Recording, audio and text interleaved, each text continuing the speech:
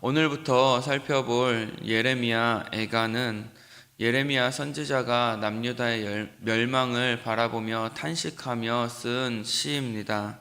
애가 슬픈 노래죠.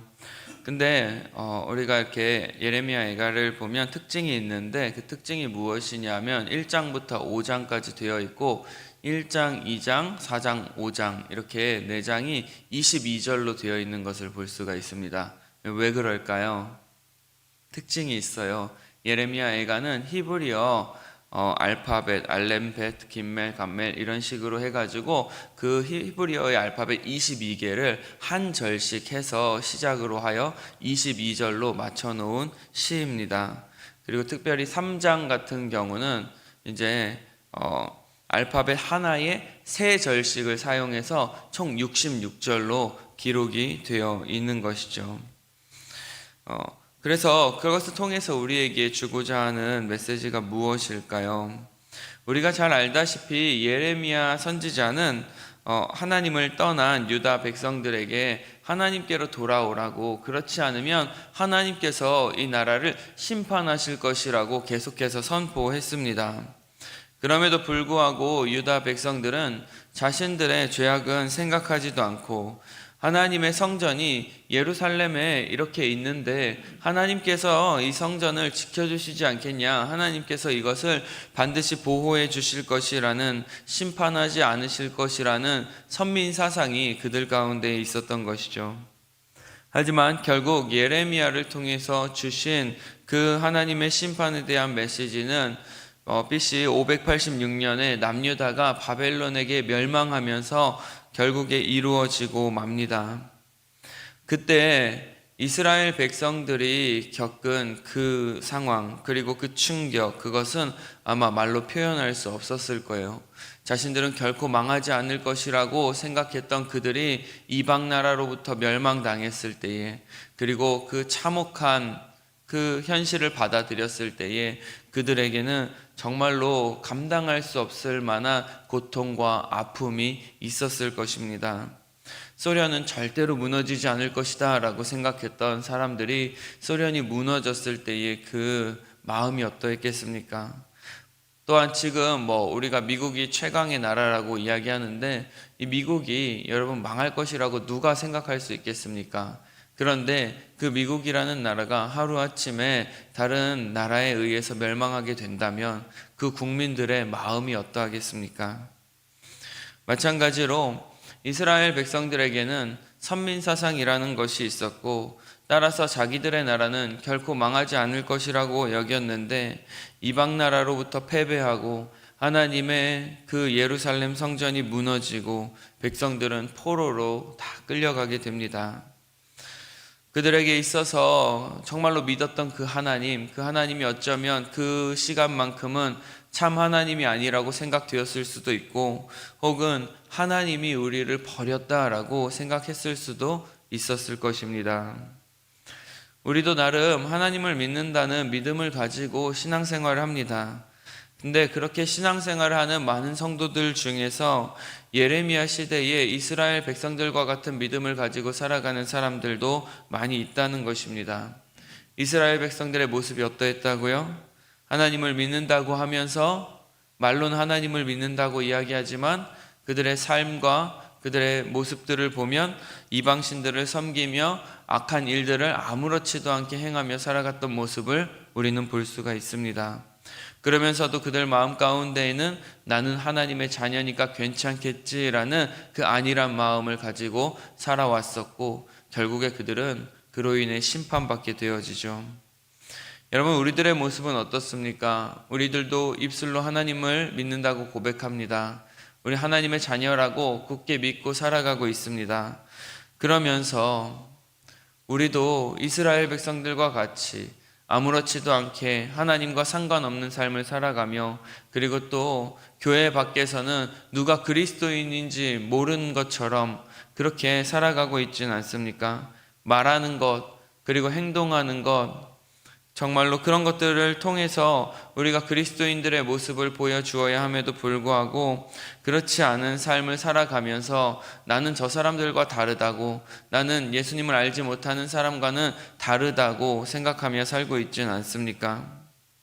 나는 하나님을 믿었고 난 하나님의 구원받은 자녀이기 때문에 내가 무슨 죄를 저질러도 나는 결코 그 구원에서 떠날 수 없다라는 그 안일함, 그 가운데에 정말로 우리의 삶을 돌아보지 않은 채 살아가고 있지는 않은지 우리는 돌아보아야 할 것입니다. 하나님께서 나와 함께 하시기 때문에 나는 결코 어떠한 죄를 짓더라도 망하지 않을 것이라고 생각하지만 우리의 그 믿음이 무너질 때가 있습니다. 내가 원하던 일들이 이루어지지 않고 또 물질적인 어려움이라던가 아니면은 건강의 어려움 혹은 우리 가정의 어려움 또 사람들과의 관계의 어려움들로 인해서 정말로 많은 어려움과 아픔을 겪을 때입니다. 그럴 때 우리에게 찾아오는 생각은 무엇입니까? 아니, 왜 이렇게 내가 힘들고 어려워야 하지?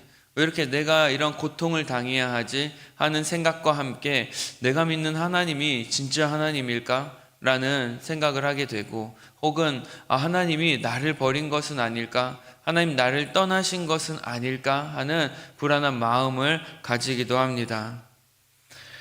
나에게서 잘못을 찾기보다는 그런 일들이 일어나면 우리는 하나님 어떻게 나한테 이러실 수가 있습니까? 하면서 하나님에게 오히려 그 문제를 찾으려고 합니다. 하나님을 원망하죠. 하지만 예레미야는 오늘 본문에서 하나님은 의로우신 분이다 라고 분명하게 고백하고 있습니다. 오늘 18절 전반절 말씀을 보면 여호와는 의로우시도다 그러나 내가 그의 명령을 거역하였도다 라고 기록하고 있죠. 여러분, 우리 하나님은 의로우신 분이십니다. 여기서 사용된 단어는 법적인 용어로서 심판대 앞에서 재판장이 되신 하나님의 그 판결이 절대적으로 공정하다라는 것을 보여주고 있는 것입니다. 그분의 판결은 틀린 것이 하나도 없고 만약 그에 대한 벌을 받게 된다면 그것은 철저하게 죄를 지은 사람의 잘못이며 그에 대한 형벌은 당연하다라는 것을 나타내고 있는 것이죠. 우리가 하나님으로부터 어떤 심판을 받든지 그것은 결코 하나님이 불의하거나 아니면 하나님이 잘못 판단하셔서 그런 것이 아니라는 사실입니다. 우리가 사무엘서를 통해서 살펴본 것처럼 다윗 역시 자신의 죄악에 대한 심판을 하나님 앞에 분명히 받았죠. 밧세바 간음 사건으로 인해서 태어난 아기가 며칠 만에 죽기도 하고 또한 자신의 아들이 반역을 일으켜서 도망자의 신세가 되기도 했습니다. 또 말년에는 인구조사를 함으로 말미암아 3일 만에 전염병으로 7만 명이라는 그 백성들이 죽음을 당하기도 했습니다. 그럼에도 불구하고 이런 일들을 겪을 때마다 다윗은 그것이 하나님이 불의하셔가 아니라 정말 하나님이 잘못하셔서가 아니라 그것이 자신의 죄악 때문이라는 사실을 분명하게 깨달았습니다. 왜냐하면 하나님은 언제나 공의로우신 분이기 때문에 그렇습니다. 그래서 다윗은 그런 일들을 겪을 때마다 어떻게 합니까? 더욱더 하나님 앞에 스스로가 낮춰져서 정말로 겸손한 몸과 마음으로 하나님 앞에 나아가지 않습니까? 오늘 하나님께서 이스라엘 백성들에게 이러한 아픔과 고통을 주시는 이유가 무엇입니까? 바로 그들이 하나님 앞에 돌아오기를 원하는 마음에 그렇습니다. 우리들의 자녀가 잘못되면 매를 들어서라도 그들이 올바른 길로 돌아오게 하고자 하는 것이 바로 부모의 마음이지 않습니까? 하나님께서 오늘 이스라엘 백성들에게 주신 이 고통과 환난은 정말로 인간적인 어떠한 방법으로도 해결할 수 없는 것들이었습니다. 오늘 19절 말씀에 보면 이렇게 기록하고 있죠. 내가 내 사랑하는 자들을 불렀으나 그들은 나를 속였다라고 말하고 있습니다. 여기서 내 사랑하는 자들은 그 당시에 이스라엘 백성들이 함께 교류하고 동맹을 맺었던 동맹국들이고, 또한 가까이 있는 또 애굽 나라들을 상징하고 있는 것입니다. 정말로 자신들이 믿었던 그 나라들, 내가 어려움에 처했을 때 나를 도와주겠지라고 생각했던 그 주변의 나라들조차 자신을 도와주기는커녕 자신들을 속였다라고 이야기하고 있습니다. 아무런 도움을 받을 수가 없었죠. 그리고 또 안으로는 어떻습니까? 제사장과 장로들. 여러분, 제사장과 장로들이 누구입니까? 그 당시 이스라엘의 지도자들이었죠.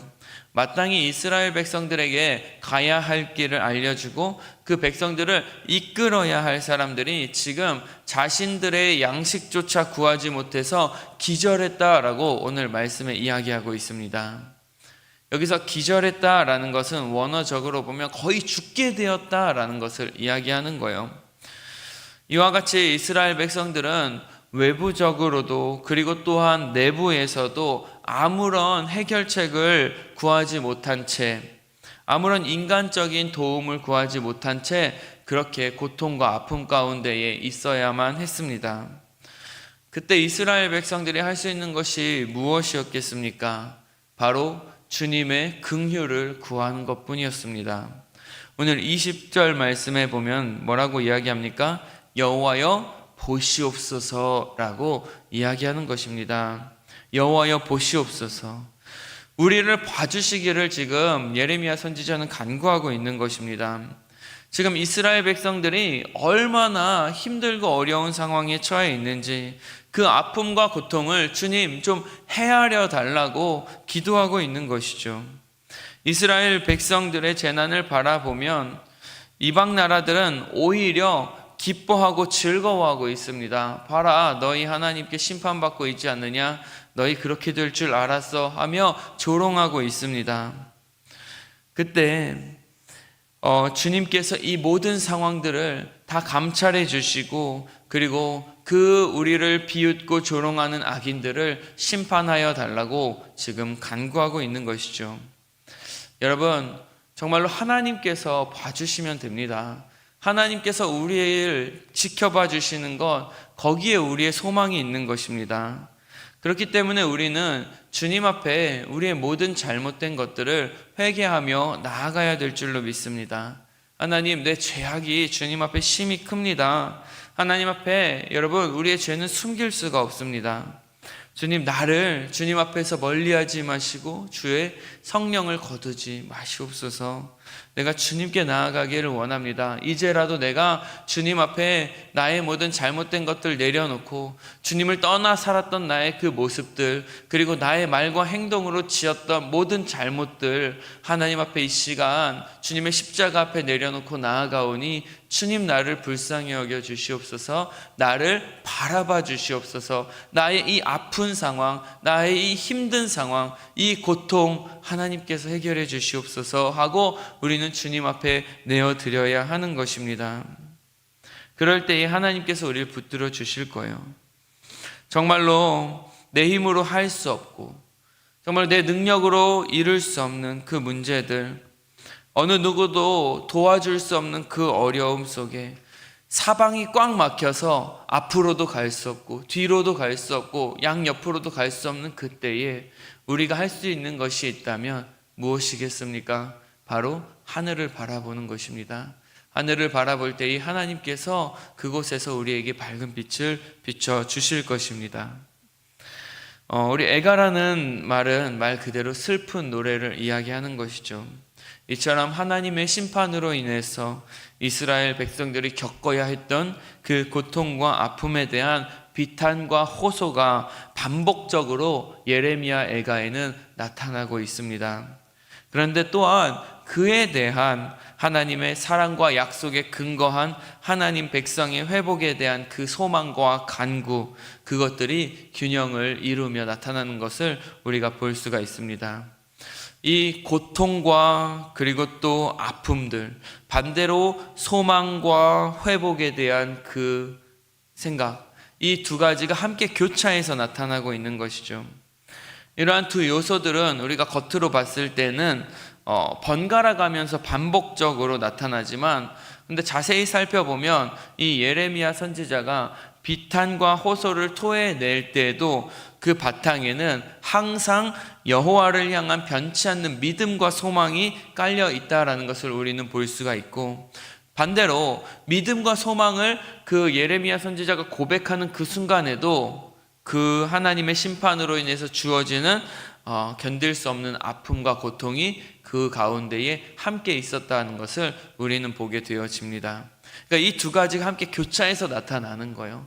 내가 아픔과 고통 가운데 있지만 그 가운데도 소망할 수 있고, 하지만 소망을 한다고 하지만 그 가운데에 현실적으로 다가오는 그 아픔과 고통들은 어찌할 수 없는 그러한 상황에 처해 있다라는 것이죠. 아프다 하지만 하나님의 회복을 기대하고, 회복을 기대한다고 하지만 그 아픔이 사라지지 않는 그 현실을 견뎌야만 하는 그 모습, 그것이 어쩌면 지금 신앙생활을 하고 있는 우리들의 모습이 아닐까 싶습니다.